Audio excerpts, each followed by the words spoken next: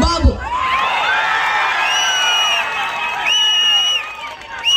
நீங்க ஆட்சிக்கும் வரல, இன்னும் பண்ணல.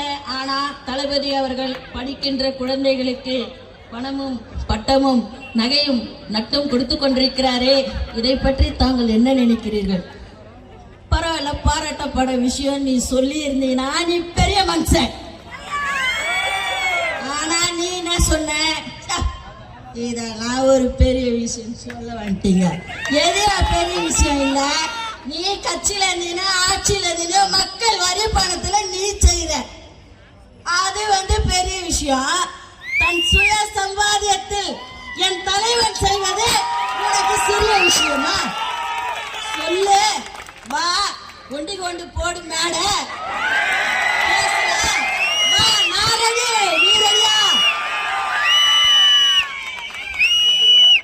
பெட்ரோல் டீசல் கேஸ் மின் கட்டண உயர்வினால் தமிழகம் போதையில் மட்டுமல்ல, இந்த விலைவாசி உயர்வினாலும் தள்ளாடி கொண்டிருக்கிறது. இது தெரியலையா? எவ்வளோயா சாப்பிடுவேன்? காலையில் 2 இட்லி, மத்தியானம் ஒரு தயிர் சோறு, நைட்டுக்கு 2 சப்பாத்தி, டோட்டல் க்ளோஸ் சாப்பிட்டேன். இதுதான் ஏன் மூட்டை மூட்டையா கோடி கோடியா அச்சுக்கின்னு ஈடிக்கு பயந்துன்னு ஓடிக்கு பயந்துன்னு ஜீடிக்கு பயந்துன்னு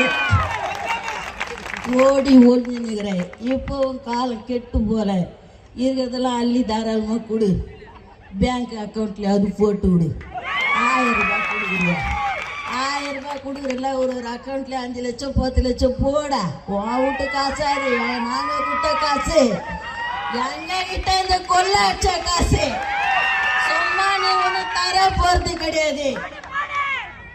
காலம் வெகு தொலைவில் இல்லை, காலம் வெகு தொலைவில் இல்லை. மேகம் கலைந்தது, வெளிச்சம் வந்தது.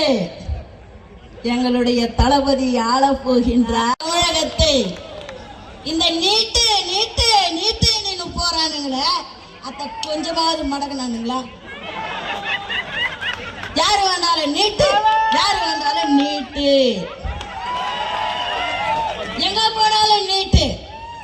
என்னையா எனக்கு மேல இருக்கிறவங்களுக்கு கொடுக்கணும் பிரிச்சு போட்டு, யார் கொடுக்குற? உனக்கு தான் சம்பளம் கொடுக்குறாங்க. தளபதி முதல்வர் ஆகும் பொழுது கண்டிப்பாக அந்த நீட் ஒழிக்கப்படும். நாங்கள் எதை எதிர்பார்த்து கொண்டிருக்கின்றோம்.